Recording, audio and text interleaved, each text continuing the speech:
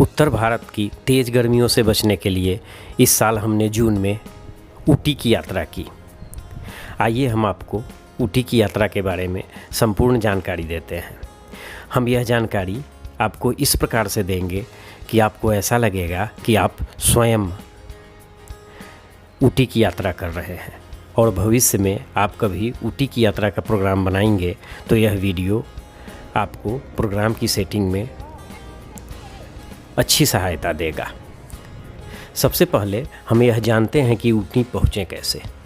वैसे तो ऊटी का सबसे नज़दीकी हवाई अड्डा कोयम्बटूर है, जो यहाँ से सिर्फ 90 किलोमीटर की दूरी पर स्थित है, जहाँ से आप बस या टैक्सी से आसानी से 3 घंटे में ऊटी पहुँच सकते हैं।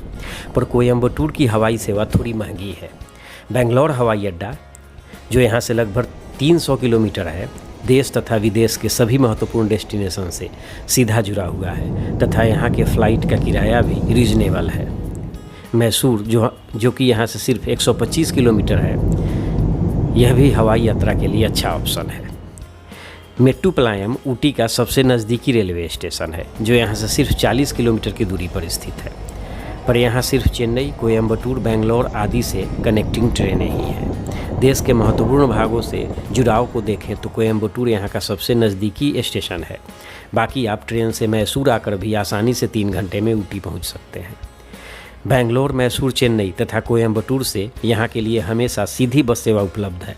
ऊटी पहुँचकर आप लोकल साइट सीइंग के लिए प्रतिदिन के हिसाब से टैक्सी बुक कर सकते हैं, जो सीजन के अनुसार 3000 से 4000 प्रतिदिन के बीच मिल जाएगा। ऊटी में लोकल साइट सीइंग के लिए बस सेवा भी उपलब्ध है, जो सीजन के अनुसार 800 से 1200 के बीच मिल जाएगा।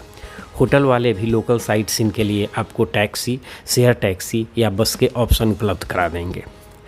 हम 4 लोग इस यात्रा में थे तथा हम जो यहाँ विवरण तथा खर्चे आपके साथ शेयर करेंगे, वे 4 लोगों के हिसाब से होंगे।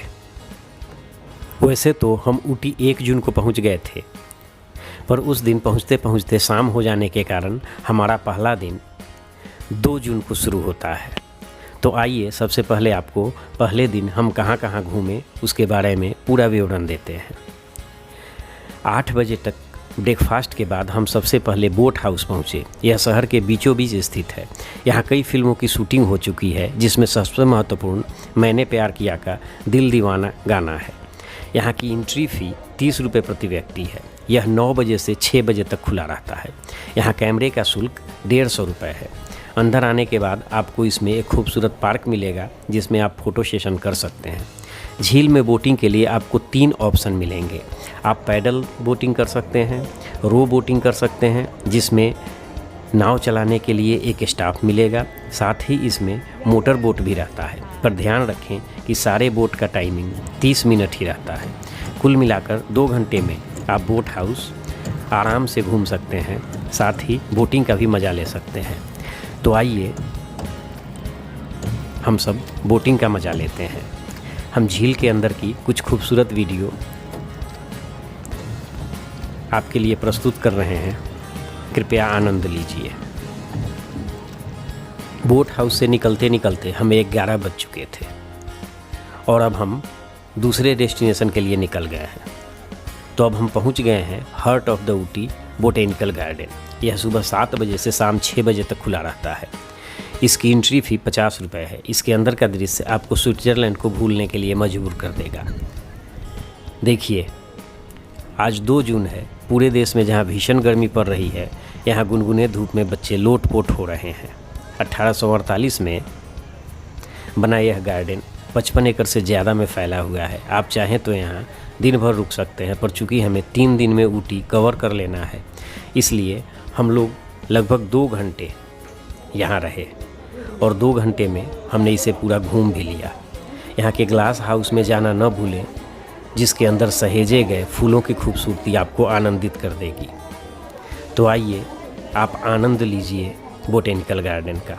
हाँ, हमने बोटेनिकल गार्डन के ऊपर एक सेपरेट वीडियो बना रखा है, जो हमारे चैनल पर उपलब्ध है, आप उसे भी देख सकते हैं। बोटेनिकल गार्डन से निकलते निकलते हमें 1:30 बज गए थे, और हम अब पहुंच गए टी चॉकलेट फैक्ट्री। इसकी एंट्री फ़ी 30 रुपये है और आपको इसमें घूमने में आधे घंटे का समय लगेगा। आप यहाँ चाय तथा चॉकलेट कैसे बनता है इसका पूरा प्रोसेस देख सकते हैं तथा चाय कॉफ़ी चॉकलेट भी खरीद सकते हैं। यहीं स्थित रेस्टोरेंट में हमने खाना खाया। यहाँ से निकलते निकलते 3 बज गए थे। वैसे यहाँ कोई प्राकृतिक दृश्य तो नहीं है, पर आप अपनी जनरल नॉलेज को बढ़ाने के लिए चाय कॉफ़ी चॉकलेट कैसे बनता है इसे देखने के लिए यहाँ आ सकते हैं। वैसे ऊटी यात्रा में इसे स्किप भी किया जा सकता है, क्योंकि हम लोगों का यहाँ आने का मुख्य उद्देश्य ऊटी की खूबसूरत प्राकृतिक दृश्यों का आनंद लेना होता है। टी फैक्ट्री से निकलते निकलते हमें करीब 2:30 बज गए थे। अब हम आगे ऊटी के एक प्रसिद्ध पर्यटन स्थल डोडा बेटा पीक की तरफ चलते हैं। डोडा बेटा पीक ऊटी का सबसे ऊंचाई पर स्थित पीक है। पीक पर पहुंचने के लिए आपको टैक्सी स्टैंड से लगभग 500 मीटर पैदल चलना पड़ेगा, पर आप ऊपर पहुंचने के बाद सारी थकान भूल जाएंगे। यहाँ चलती शीतल मंद हवा आपको मंत्रमुग्ध करेगी। यहाँ से कोयम्बटूर का नज़ारा भी दिखाई देता है। इसकी ऊंचाई 2650 मीटर के आसपास है। यहाँ एक टेलीस्कोप हाउस भी है, जहाँ लगे टेलीस्कोप से आप आसपास के स्थानों को देख सकते हैं। यहाँ की एंट्री भी 6 रुपये प्रति व्यक्ति, जबकि कैमरा शुल्क 50 रुपये है। हमें यहाँ लगभग 4 बजे तक रुके रहे। आइए आपको डोडा बेटा पीक के कुछ नयनाभिराम दृश्य दिखाते हैं। आनंद लीजिए।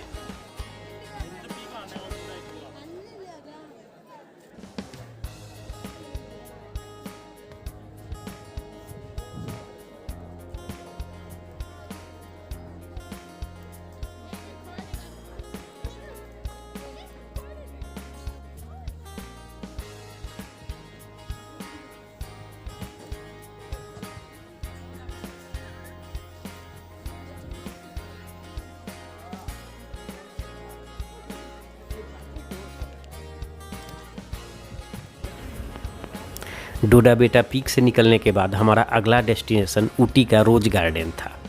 यह भी शहर के अंदर स्थित है। रोज गार्डन की सुंदरता आपको मंत्रमुग्ध कर देगी और आपके पास इसे बताने के लिए शब्द नहीं रहेंगे। तो हम इसके बारे में ज़्यादा न बताते हुए आपको यहाँ के दृश्य दिखाते हैं। आप खुद ही इसका आनंद लेंगे। इस तरह से पहले दिन हम लोगों ने ऊटी के 5 पॉइंट्स को कवर किया। रोज गार्डन से निकलते निकलते करीब 6:30 बज गए थे। ऊटी में बरसात कभी भी आ जाती है, इसलिए अपने साथ एक छाता ज़रूर रखें, जैसा कि रोज गार्डन में हमारे साथ हुआ। 6:30 में यहाँ बरसात शुरू हो गई और फिर हम सबों को यहाँ से भागना पड़ा।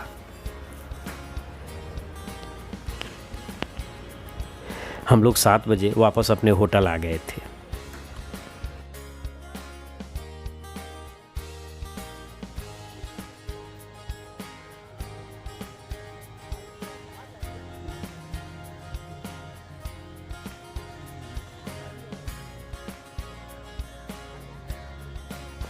अब हम आपको ऊटी में आज हमारे खर्च की कुल राशि बताते हैं। यह खर्च हम लोगों के 4 लोगों के लिए सम्मिलित रूप से हुआ है, पर हमने इसमें जो विवरण बताया है वह प्रति व्यक्ति है। नाश्ता 50 रुपये का, बोट हाउस की एंट्री 30 रुपये, बोट हाउस में बोटिंग कैमरा 150 रुपये, बोटिंग 70 रुपये, बोटेनिकल गार्डन एंट्री 50 रुपये। फिर हम लोगों ने बोटेनिकल गार्डन में नारियल पानी का आनंद लिया 40 रुपये, टी फैक्ट्री एंट्री 30 रुपये, वहाँ लंच 140 रुपये का, डोडा बेटा पीक एंट्री 6 रुपये, डोडा बेटा पीक में कैमरे का चार्ज 50 रुपये, रोज गार्डन एंट्री 30 रुपये, डिनर 150 रुपये, गाड़ी में मेरा शेयर 900 रुपये, रूम रेंट मेरा शेयर 800 रुपये। इस तरह से आज का कुल खर्च करीब 2500 रुपये का रहा।